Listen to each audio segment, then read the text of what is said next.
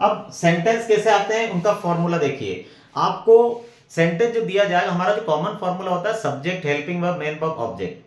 तो आपको निगेटिव बनाने के लिए जो दिया जाता है उसमें ये तय मान के चलिए कि हेल्पिंग वर्ब नहीं होगी, सब्जेक्ट के बाद सीधा मेन वर्ब होगी। तो उनको निगेटिव कैसे बनाते हैं, वो तीन तरह के होते हैं। देखिए सबसे पहला अफर्मेटिव सेंटेंस आपको दिया है सिंगुलर सब्जेक्ट के साथ, यदि सब्जेक्ट के बाद सीधा मेन वर्ब और उसमें एस या एस लगा रखा है और ऑब्जेक्ट दे रखा है, कोई हेल्पिंग वर्ब नहीं है, तो उसका निगेटिव बनाते समय हमको सब्जेक्ट के बाद में डज नॉट लगा देना है और मेन वर्ब में से एस या एस हटा देना है, हमारा सेंटेंस निगेटिव हो जाएगा। बाकी ऑब्जेक्ट अपनी जगह लिख देना है।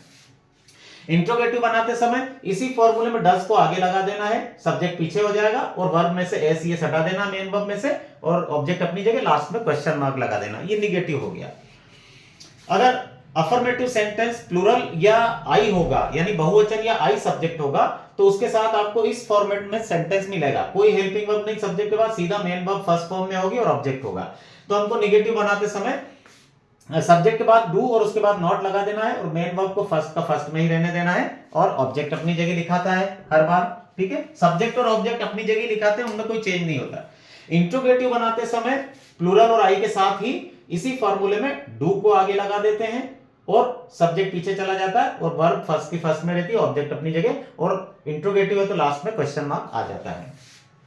अगर अफर्मेटिव सेंटेंस आपको सिंगुलर हो सब्जेक्ट या प्लूरल यानी एक वचन हो या बहुवचन, सबके साथ अगर वर्ब सेकंड फॉर्म में मिलती है, सब्जेक्ट के बाद कोई हेल्पिंग वर्ब नहीं, सीधा मेन वर्ब सेकंड फॉर्म में और ऑब्जेक्ट होता है, तो उसका निगेटिव बनाते समय हम सब्जेक्ट के बाद में डिड नॉट लगा देते हैं और वर्ब को, मेन वर्ब को सेकंड से देखिए फर्स्ट फॉर्म में ले आते हैं, ये फर्स्ट में हो गई, ठीक है, और ऑब्जेक्ट अपनी जगह आ जाता है, सब्जेक्ट भी अपनी जगह ही आता है।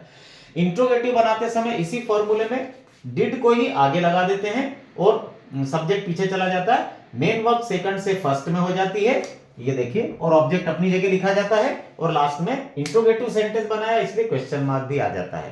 तो ये इस तरीके से फार्मूलों से हम निगेटिव और इंट्रोगेटिव बना सकते हैं। ये तीन तरह के अफर्मेटिव सेंटेंस हमको मिलते हैं, देख लीजिए। अब सेंटेंस देखिए,